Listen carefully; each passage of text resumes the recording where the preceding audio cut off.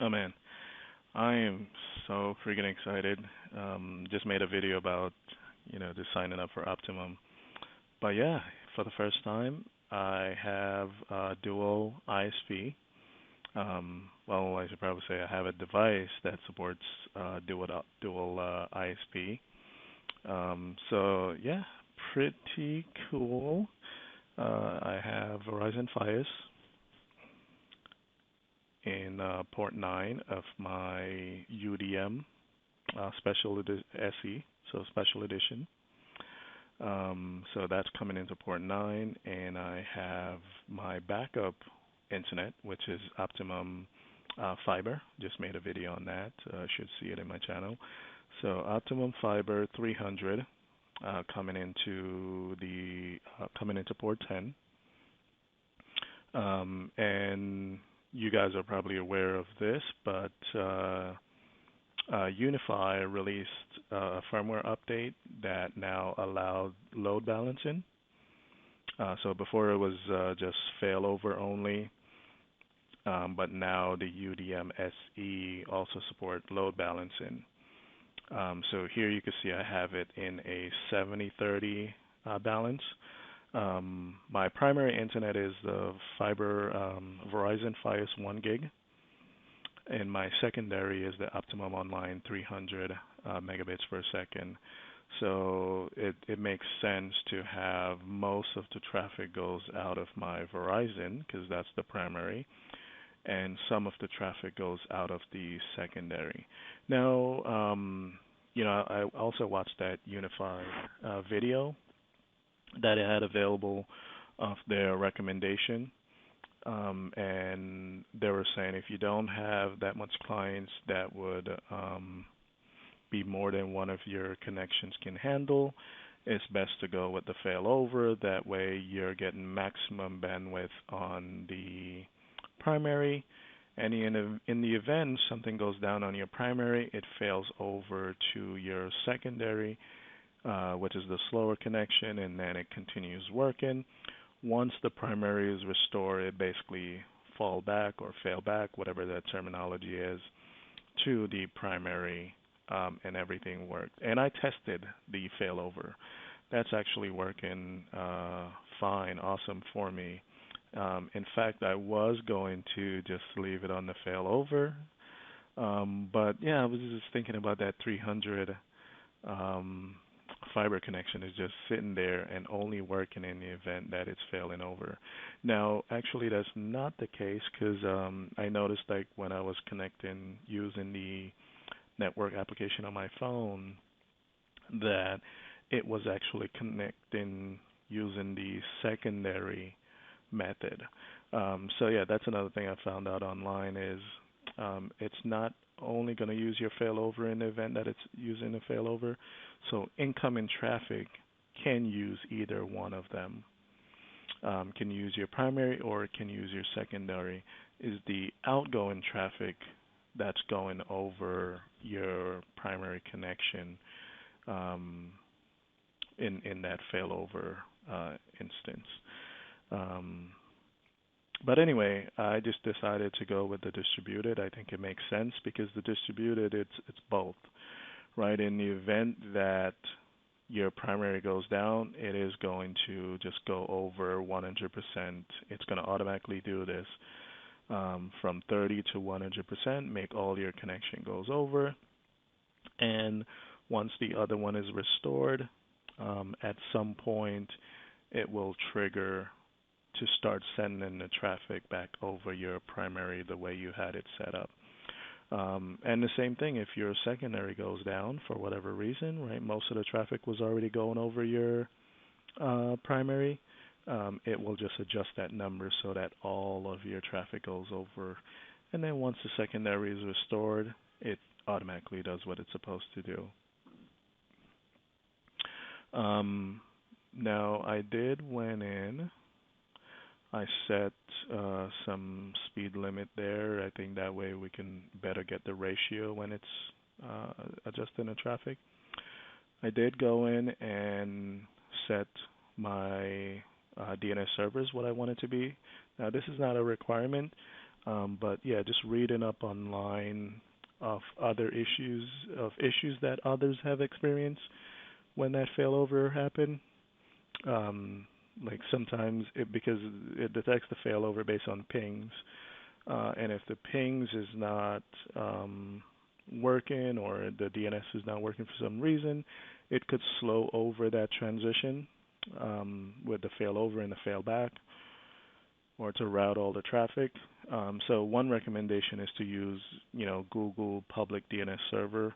Now I don't just like using one DNS server. So here I'm using the Google, and I'm also using, I think it's Level 1 or Verizon or something like that. So Google and another secondary DNS provider. Yeah, those two are pretty popular.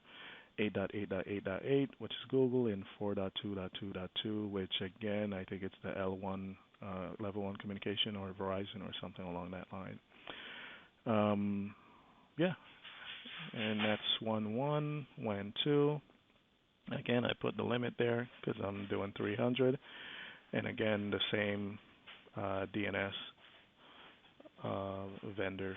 So yeah, here it's showing my IP address, public IP address.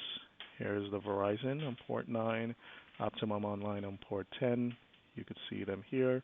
My port 11 is connected to my 48 port Cisco switch via fiber. So that's how that is connected. And so far, everything is working. Now for Optimum, it's something I had to do simply because obviously I'm managing my own routing, IP addressing, and wireless access points. So basically I called Optimum. I had to call their 973 New Jersey customer support number and asked them to put the device in bridge mode, as well as to turn off the wireless on their side. So two things, right? Set the device in bridge mode and turn off the access point or the wireless on their side, which they did. But unfortunately, it did not disable the wireless on my side.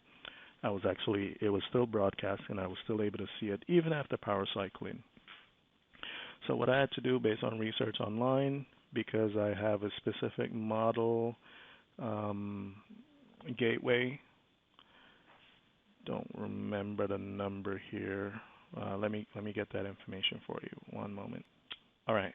So I got that model information. So it looks like that's the FiberGateway GR140, D as in David, G as in George. So that's FiberGateway GR140DG. Yeah, after searching that online, it looks like it allows you to turn off the Wi-Fi by holding down the two buttons that's on the front, the bottom of the device. That's the WPS button and the info button. I believe I had to hold them down, I think for like 5 seconds or less. And what it will do, it will actually turn off all the lights except for the power light at the bottom, and that's okay.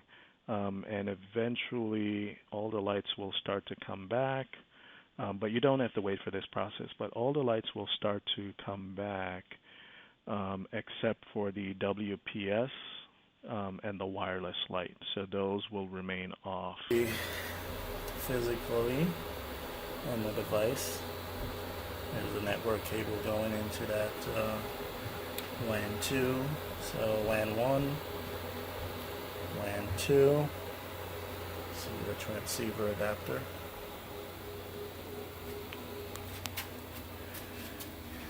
And here's my Optimum here, plugging into LAN 1.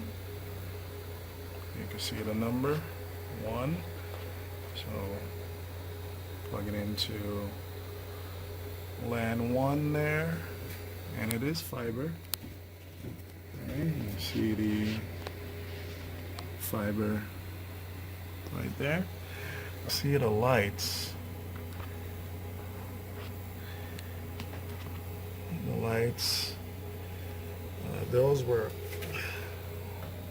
all lit up. You can see it's the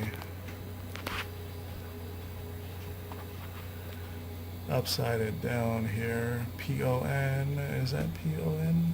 I think so. Let's come back out so you can. Alright, so I had to take it down for you so you can see the two buttons. Let's turn it. The two buttons that I had to press, it's the WPS and the info buttons. And that's how I was able to turn off the Wi-Fi on my side, and that resolved the issue. Now I was told if you get the later model, turning off the Wi-Fi that way it will not work. And it looks like this is part of the Optimum, where if you have like TV service, like the mini boxes will need the Wi-Fi for that to work.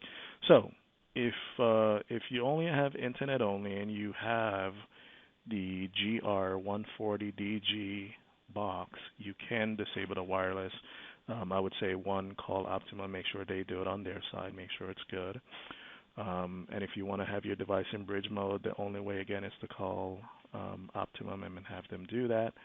But once they've completed their side, you then need to hold down those two buttons to disable the wireless, again, especially if you're using your own. So that's what I was able to do, and that worked for me, again, based on the research online. But yeah, this is, I'm loving it.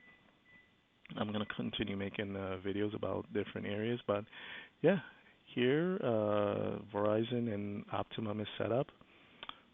Dual ISP set up in load balancing. My UDM SE set up in load balancing mode, where I'm using 70/30. And so far that's working. Again, I'm using, because I have the Verizon as my primary, so most of the network traffic goes over that primary, and then some of my other traffic goes over the secondary, which is the slower of the fiber connectivity. But yeah, so far so good. Thank you for watching.